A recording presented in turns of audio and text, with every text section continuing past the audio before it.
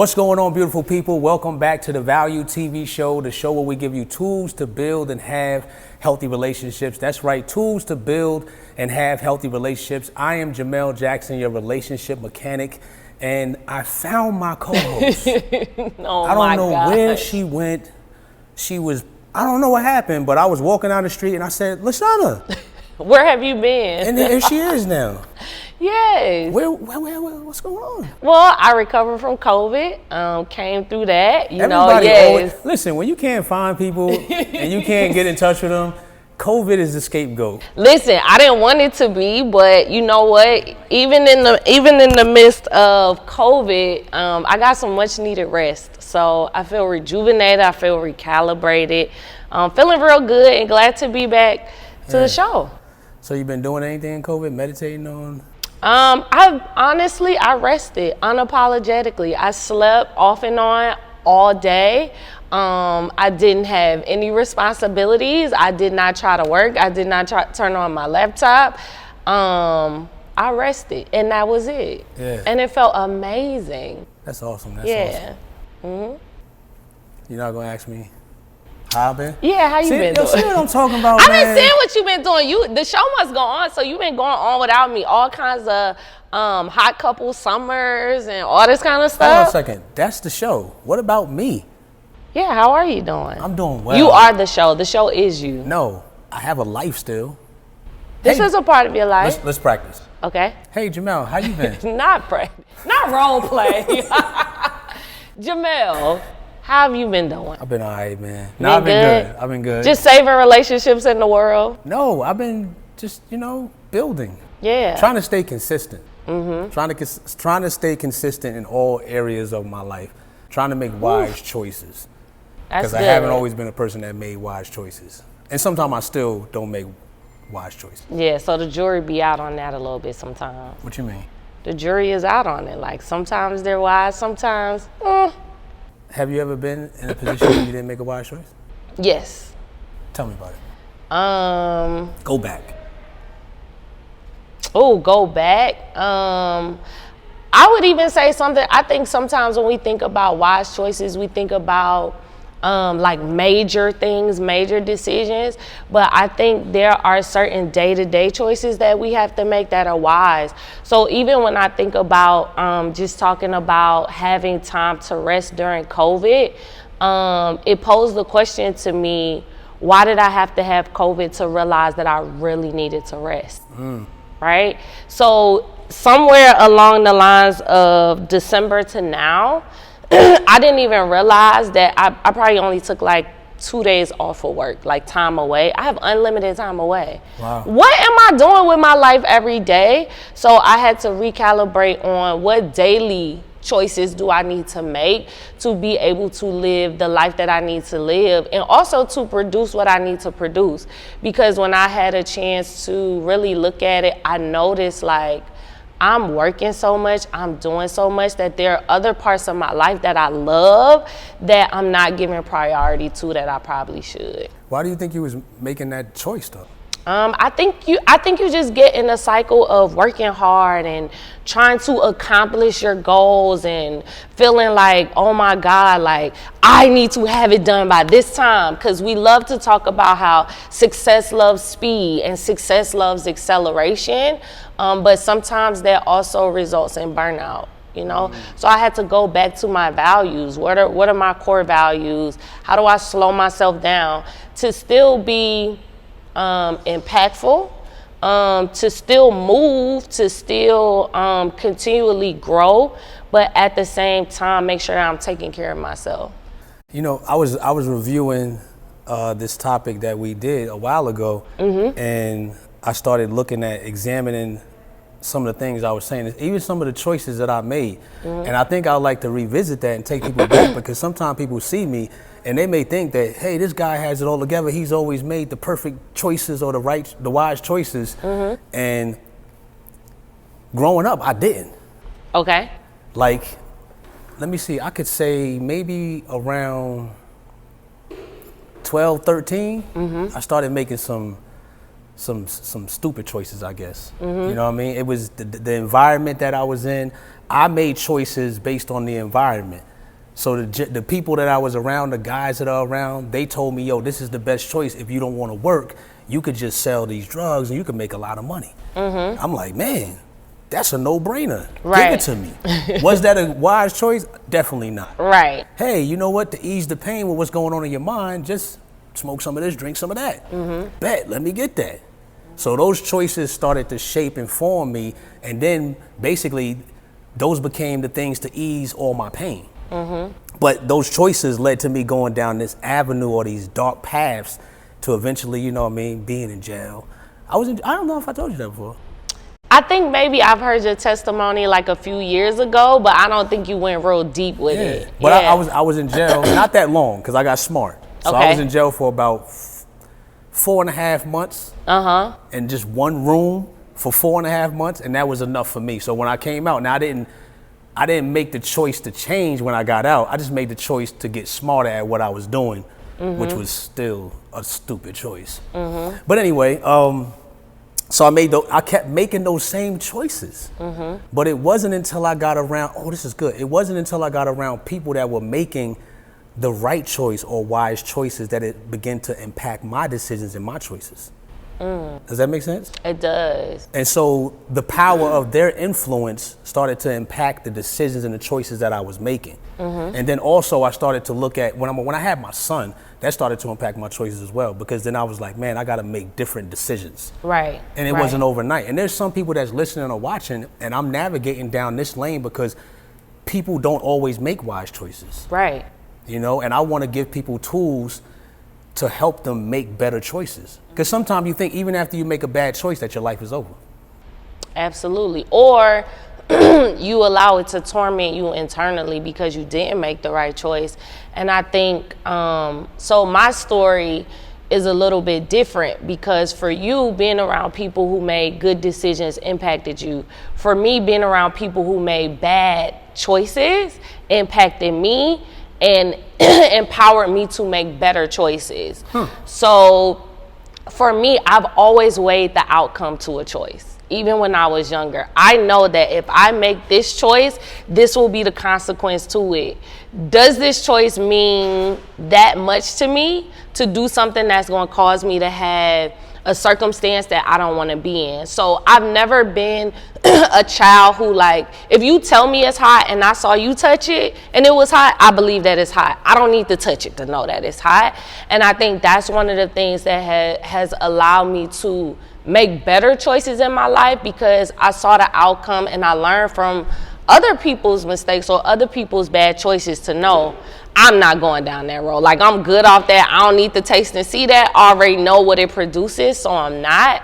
But I think it's important to know how to be in environments where everybody else may be making the wrong choice, but to be centered on what your choices are. I'm hearing this garden in my head. God always takes me back to the beginning. My question to you, why do you believe, because God instructed Adam and Eve, hey, gave them an option, a choice. Don't do this because this is going to occur. Obviously, we know the story where the serpent deceived them. But why do you believe they listened and made the wrong choice? Even like you said, based on people making bad choices, I made better decisions. In that particular setting, they knew what the better decision was going to do, but they made the wrong choice. But did they really know? Because they had never experienced nothing. And I think we all have a nature in us that wants to make some bad choices. Sometimes when I make the good choice, it ain't because I want to make the good choice. It's because I know what consequence comes with making a bad choice. And I think, like, people need to be more open and honest about, listen, there are sometimes I talk to God and I'm like, listen, this is not the choice I want to make. Yeah. This is not what I want to do. But I'm going to trust you because I know that every single thing you do is right. Yeah. I know that everything, like, you have to get the revelation in you that everything God does is right. But sometimes, God, I don't like your decisions. Sometimes I don't want to suppress that nature in me that wants to make bad decisions. But I always know if I make the bad decision, I got to go back to God with my tail tucked between my legs. Like, okay, you was right. I was wrong. And I think Eve had a nature already in her. She had never experienced anything except the goodness of God. So quite naturally, when the serpent started, saying, well, this, and this, she starts to battle in her mind. I think it wasn't even just about the fruit. It was just the curiosity, I want to experience this. I know God said that, but it's that small thing in you sometimes that even when God said it, is it really the right thing for me to do? And we could be all super spiritual, like, I never question God. Like, I never feel a way about what God tells me to do. But when God sits you in something and says, hey, don't touch that, it's like, I wonder what it's like, though. Yeah. I kind of, I know I shouldn't, and I think, yes, don't get me wrong. Eve made a decision that destroyed humanity, but at the same time, it still was just one decision. Yeah. And I think we are so on her about it, but we don't know what her thought process was, because how many of us could have stood in front of the serpent and said no to what he was enticing her with? How many of us could have really said, nah, God said don't touch that? Mm-hmm. Most of us couldn't. We talk about how horrible Eve is, but we do it every day. God says, no, don't go that way. We go that way. God says, hey, do this. And we're like, but I want to try it like this. So I just feel like Eve was in the same position. If we were in her shoes, we would have ate it too. Let's be real. We would have ate it too. But you know what? Here's the thing. I want to speak to the women because all the weight is not on Eve. There was a man involved. Absolutely. You know what I mean? There was a man involved. He had an option too to lead and guide in that moment. But there's a word you pointed out, and I'm going to bring it down to even a practical level, because you said the word curiosity. And so even as a father of children, my daughter, I'll use my daughter, you know what I mean? I may tell her, hey, you don't want to do this right here. But something rises up in us. Yeah. Even as children, and even when we become adults, but even as children, there's this curiosity. I know he said this and instructed me not to go this way, but I'm just curious. Yeah, and the question is always why? Because God gave no context. And this is something that God does all the time. God says, don't eat of that tree of good and evil. Why though, God? He didn't tell her why. He didn't tell her what would happen if she did. He just said. No, he did tell her. He did tell her. What did he say? He said your eyes will become open and you'll become like me, being able to see good and evil. But what's wrong with that? As Eve, you don't tell me once my eyes coming open actually sounds kind of good. Now I can see like you, God. You know what? I got something though. This is coming to me right now. That curiosity, because here it is. He placed them in a position where they had everything they needed. And so many times, even our children and even us as adults, we're placed in a position we don't realize that we have everything that we need. Curiosity breeds in us to start thinking, I don't have everything I need. That's true. I wonder, and especially in a time frame where we have social media consuming, music, whatever the environment is, we're hearing these things and we're like, man, maybe I don't have everything I need right now. Maybe my marriage isn't where it should be. Maybe my relationship is out of balance. Maybe my business is this. So it's like, maybe I need that. And so curiosity pushes us to make choices that we probably shouldn't be making. Yeah, we shouldn't be making. Sometimes you just gotta leave with the mystery. So here's something I wrote down on my notepad. I wrote, okay. What do choices do? And one of the things I wrote down, they can change the trajectory of your future, for better or for worse, based on the decision you make. And even when I'm talking to young people, especially young couples, younger couples that are probably in their early 20s or maybe they're just dating, and I say, and say they're involved in sexual activity. They're like, oh, it don't mean nothing, we just having sex. But you do realize you could plant a seed in that young lady, and now that's a decision, a choice that you made. And if you made that choice and you're listening or watching, I'm not saying you're a bad person, but you got to understand that choice changes the trajectory of your future. Now you may become a parent when you did not want to become a parent. You know what I'm saying? One thing I wrote down. And then I wrote down, choices define you. The enemy defines you when you fall to keep you down. God defines you when you fall to pick you up. And a lot of, I'm saying this because there's people that may be watching or listening and they made bad choices. And when you fall down from your mistakes or the bad decision or the choice, the enemy's objective or people around you, if you're not around the right environment, is to condemn you and keep you down there. But God wants to pick you back up and redefine you and say, you know what, you're not the choice that you made. You're not the decision that you made. You know? And I think it's important not to condemn yourself, because I think a lot of times we talk about how people condemn us when the truth is we internally are condemning ourselves. Bad choices make you feel unworthy. So what happens is the choice isn't just about the choice, it's about not attaching that choice to your identity. You know what I mean? You think about even people in the Bible, like Thomas, we call him Doubting Thomas. Just because he wanted to actually see proof that it was Jesus, we took that one experience and we have made sermons about one experience that he has. He may have trusted God all his life, but that one time that he had a question about it, we've created that as his identity. And so I think for people who have made bad choices, at the end of the day, it's not your identity. You're still worthy, even you think it's the worst choice, it's not. But we have been constructed that when we make a bad choice, we need to hide from God. It's like, I've even heard believers say things like, you messed up. What you going to God for about it? Because that's who I'm supposed to go to about it. He wants you to run to him and say, God, how do I learn to make better choices?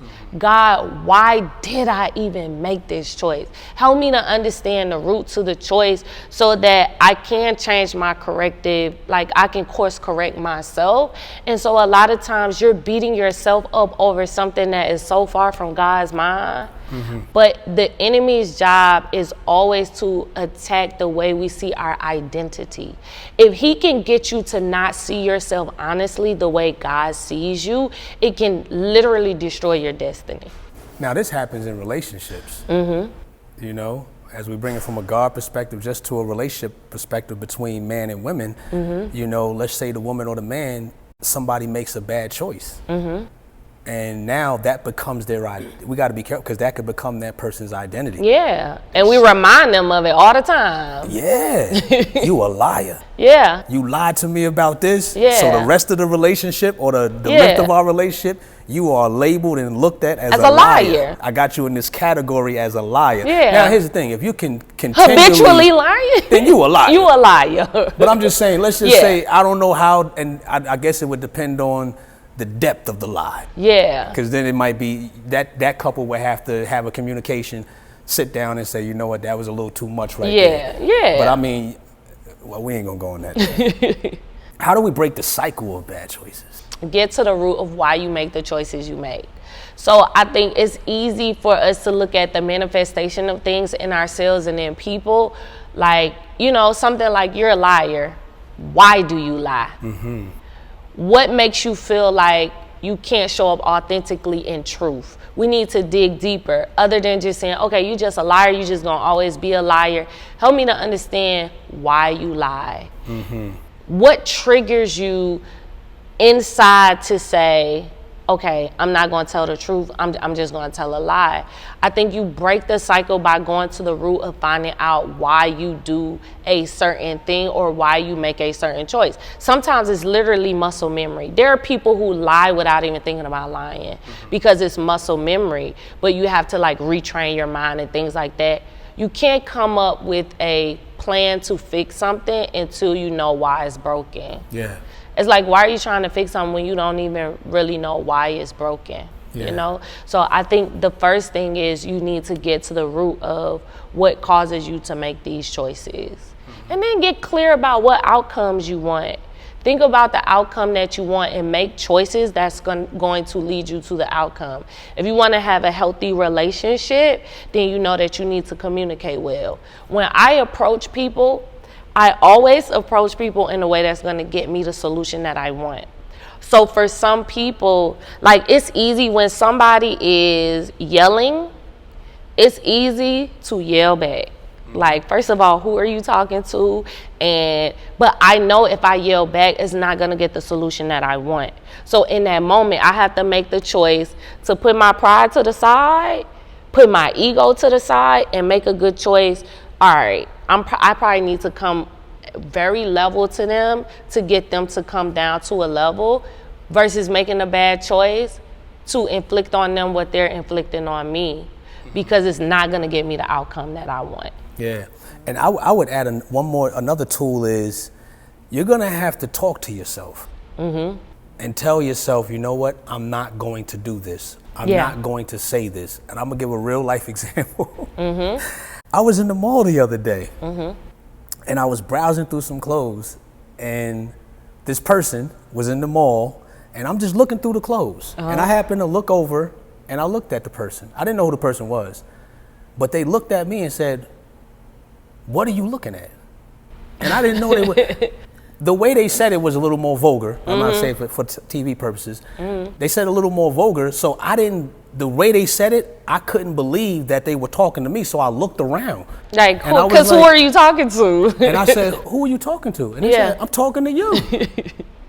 In that moment, you wanted to go back to the old Jamel. In that moment, everything flashed through my brain. Yeah, like I had the whole plot and plan already done. And I said, "You're gonna walk away and go enjoy the rest of your day." And I literally just looked and I just walked away, and I said, "Oh wow, look at this shirt over here." But a choice. It was options. It was two options. It was options, But in that moment, that's one of the other tools I'm pointing out is you sometimes got to talk to yourself. And for everybody, it's not easy. It's something you have to practice, like, you know, because every time I talk to myself, I don't always listen. Sometimes I say, "Man, we're not going to do that. We're not going to say that right now." But no, then the other half just override like, "No, this say it. This is the time where they get it." And it's pop, pop, pop, pop, pop, that's and real. I bust the machine gun off out my mouth. But then afterwards, how do you that was my question. How do you feel after you do it? Sometimes right after it feel good. Maybe maybe as the day proceeds, I'm like, and that conviction comes. The conviction starts to settle. Then I'm like, "Man, God, you know, that wasn't the right I choice. probably could have handled that a little bit better. I could have handled that better." But you know what? But here's the thing. For anyone that's ever done that, it's almost like, you know, how I got to learn. You know, I've exposed myself, and then God starts to deal with me, or my conscience starts to deal with me. It's like, that wasn't right, man. So when I'm put in that position again, it's like, we gonna go. And that's something some people have to train themselves continually, because you might not get it right away. You might be like, boom, I'm gonna snap on them. Boom, I'm gonna snap on them. Boom, I'm gonna snap. Then you're like, you know what? No, I snapped on the last 3 people, and here's where it got me. I'm not snapping on this 4th person. You know. Shout out to one of my mentors. He used to always say, "Jamel, there's a difference between making a right choice and a wise choice." You know? So I've been training myself to make wise choices. The right choice probably in that moment would be to snap for me. But the wise choice is we're gonna walk away. Because the wise choice is always looking at the longevity of it. Right choices is like, let me do this right now. Because it feels good for me. It feels good for the relationship. It feels good for the business. It feels good for whatever that situation may be. You know what I mean? So listen, if you guys are single, dating, married, and you're looking for tools to build healthy relationships, I need you guys to tune into the Value TV show. Lashunna Stokes is back. I'm back. We found her. She was trying to escape the country, but we found her and she's back. I saw the passport in the back pocket. We're out of here. Peace.